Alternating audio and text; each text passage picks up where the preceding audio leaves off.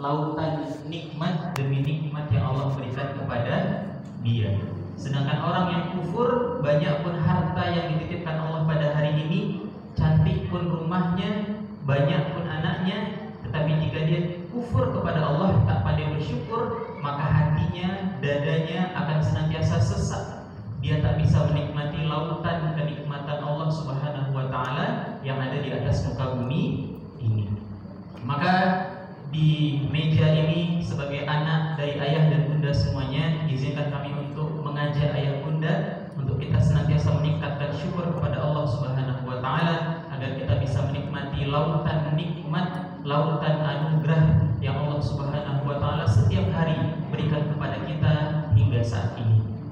Salawat dan salam kita hadiahkan kepada baginda Rasulullah sallallahu alaihi wasallam dengan sama-sama kita melafazkan Allahumma shalli ala sayyidina Muhammad wa ala ali sayyidina Muhammad. Assalamu alayka ya Rasulullah. Sosok mulia yang di akhir hidupnya mengatakan ummati, ummati, ummati. Sosok mulia yang di yaumil akhir sibuk mencari kitab umatnya, dan sosok mulia yang nanti pertama kali membuka pintu surga sebelum siapapun. Dialah Rasulullah sallallahu alaihi wasallam. Adik-adik, malam ini judul tausiah kita apa? Udah ada yang catat? Udah ada di depan belum? Tidak ada yang tahu judul ceramah kita malam ini? Nah, judul ceramah kita malam ini adalah Ramadan Syahrul Maghfirah. Ramadan Syahrul Maghfirah, atau pakai bahasa Indonesianya boleh, Ramadan bulan ampunan. Oke, Bapak Ibu, adik-adik sekalian yang dimuliakan Allah Subhanahu wa taala, pembahasan kita pada malam hari ini kami coba bagi dalam 3 kategori, 3 poin atau 3 bagian. Yang pertama, seberapa luas ampunan Allah Subhanahu wa taala. Yang kedua, mengapa Ramadan disebut Syahrul Maghfirah. Dan yang ketiga, apa saja hal-hal yang tidak bisa menghapus dosa-dosa kita. Yang pertama, Bapak Ibu yang dimuliakan Allah Subhanahu wa taala, suatu ketika ada seorang pemuda yang dia itu nakalnya sudah sangat-sangat nakal, bandel, kejahatannya sudah sangat luar biasa. Semua kejahatan sudah dia lakukan. Dia, pemuda ini, sudah membunuh orang sebanyak 99 orang. Dan ketika dia sudah membunuh 99 orang, dia mau taubat. Kemudian dia menjumpai alim ulama di zamannya itu. Dia jumpai, kemudian dia bertanya, wahai syekh, wahai kiai, wahai ustadz, wahai orang tua, saya ini orangnya jahat sekali. Dah banyak kali dah kejahatan saya mau taubat, kira-kira Allah terima tak? Maka jawaban ulama ini tidak sesuai yang diinginkan. Ulama tersebut menjawab, kau sudah membunuh 99 orang, kau sudah mencoba semua kejahatan, sorry, tidak ada kesempatan untuk orang seperti kau. Allah tak mungkin ampuni dosa kau. Apa yang terjadi? Pemuda ini marah, kemudian dia membunuh ulama itu.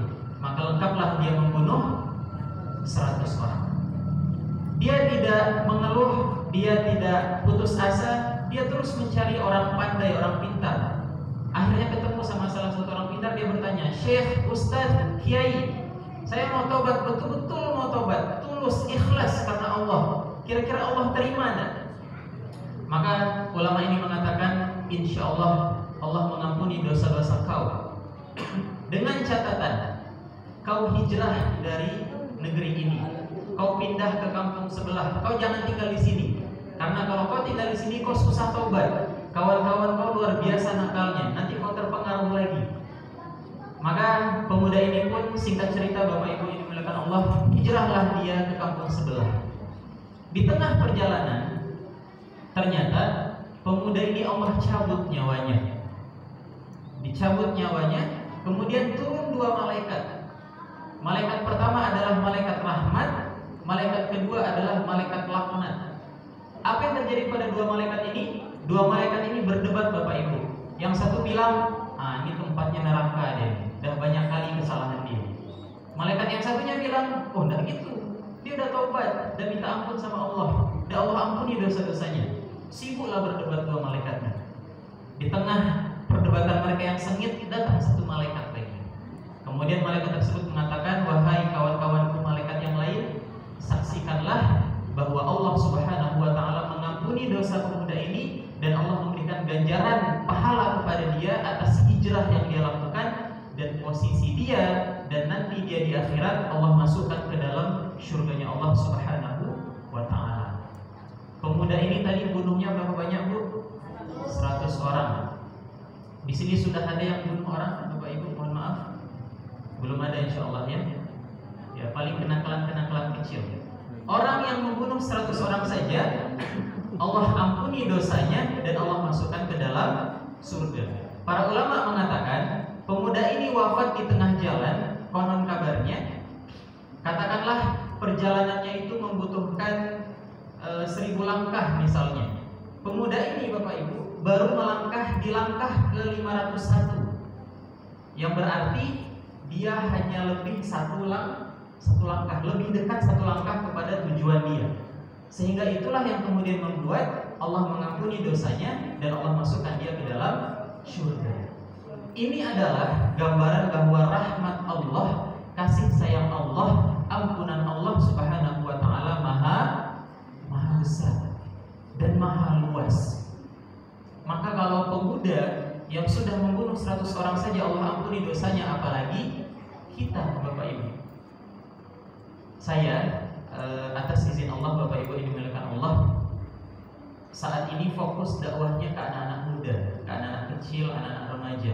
Ramadan ini saya sudah di booking beberapa titik untuk isi dongeng, untuk isi sanlat dan kajian anak-anak muda lainnya. Saya sampaikan ke teman-teman yang Gen Z itu. Ya, sekarang kan istilahnya Gen Z, kalau Bapak Ibu generasi X ya, atau baby boomers. Kenapa disebut baby boomers? Karena itu adalah pasca peperangan, orang-orang banyak kehilangan keluarga. Baby boomers, ledakan bayi, yang berarti di zaman Bapak Ibu saya yakin kakak beradiknya ramai, banyak. Ada yang 10 kakak beradik, ada yang 11. Itulah generasinya. Kemudian generasi milenial itu generasi saya dan abang-abang saya beberapa tingkat. Generasi Z, generasi di bawah saya. Adik-adik di depan kita ini namanya generasi Alpha, yang lahir tahun 2000-an ke atas. Saya sampaikan ke adik-adik kita di generasi Z itu, kalian jangan takut ke masjid, tak usah malu ke masjid. Jangan merasa, jangan ada di kepala kalian itu orang-orang di masjid itu hanyalah orang-orang soleh, orang-orang baik. Kalau di masjid itu isinya orang-orang suci, percayalah, aku dan semua orang di atas muka bumi ini tak ada satupun yang pantas masuk masjid. Masjid itu tempat apa? Masjid adalah tempat untuk orang-orang mensucikan diri. Justru masjid adalah tempat untuk orang-orang berdosa. Masjid adalah tempat orang-orang yang banyak aibnya. Maka saya sampaikan, tak perlu malu, tak perlu sungkan, datang aja ke masjid. Tak perlu pakai peci, tak perlu pakai gamis, selamat menutup aurat, datang ke masjid, ikut sholat. Ya, karena luar biasa. Gen Z atau remaja kita saat ini, Bapak Ibu dimuliakan Allah, mungkin Bapak Ibu tidak terlalu fokus di sana, tetapi kami meriset, ya. Setiap tahun Bapak Ibu yang dimuliakan Allah, anak-anak muda yang perempuan kasus aborsi yang ketahuan, yang terlapor itu sebanyak 2,5 juta per tahun. Kasus aborsi di Jakarta lebih dari 70% Bapak Ibu anak-anak SMP-nya tak lagi perawan. Orang yang aborsi tadi, kalau kita lihat stadion Gelora Bung Karno itu bisa memuat, atau kalau penuh itu 100 orang Bapak Ibu, 100.000. Artinya ada 25 stadion Gelora Bung Karno dan isinya bukan manusia, melainkan janin-janin yang sudah mati, merupakan yang sudah diaborsi. Dan itu datanya real, 2,5 juta per tahun, dan yang terlapor, belum yang kita tidak ketahui. Maka luar biasa, saya sampaikan, tak perlu malu ke masjid saja, karena maha ampunan Allah sangat besar, Allah sangat sayang, dan rahmat Allah lebih dulu daripada laknatnya Allah. Itu yang pertama. Seluas apakah ampunannya Allah? Ampunannya Allah Subhanahu wa taala amat sangat luas. Kalau kita lihat di Al-Qur'an Bapak Ibu, Allah mengawali ayat-ayatnya itu dengan kalimat basyira wa nadhira.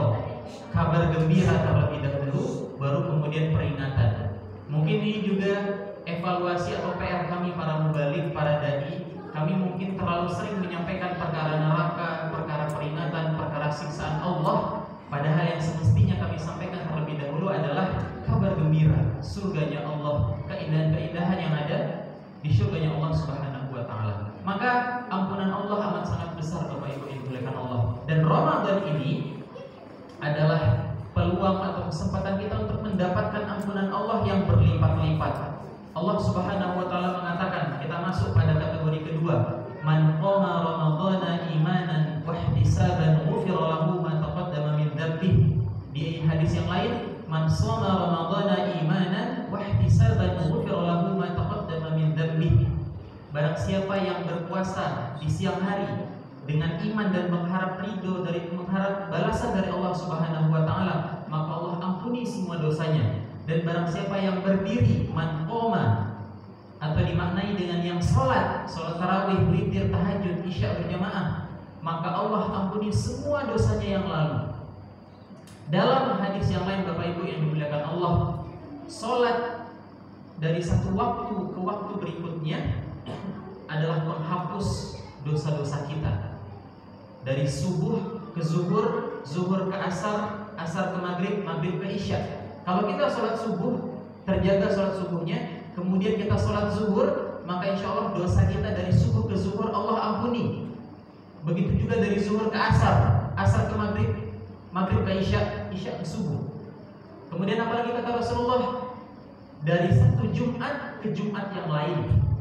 Dari Jumat, sholat Jumat yang kita lakukan, kemudian kita sholat Jumat lagi pekan berikutnya, maka dosa kita dari satu Jumat itu ke Jumat berikutnya Allah ampuni. Kemudian apalagi Bapak Ibu, dari Ramadan ke Ramadan berikutnya, artinya 1 tahun, ya Allah ampuni semua dosanya. Tetapi ada yang harus kita garis bawahi, dosa apa yang diampuni? Ternyata dosa yang Allah Subhanahu wa taala ampuni adalah dosa-dosa kecil.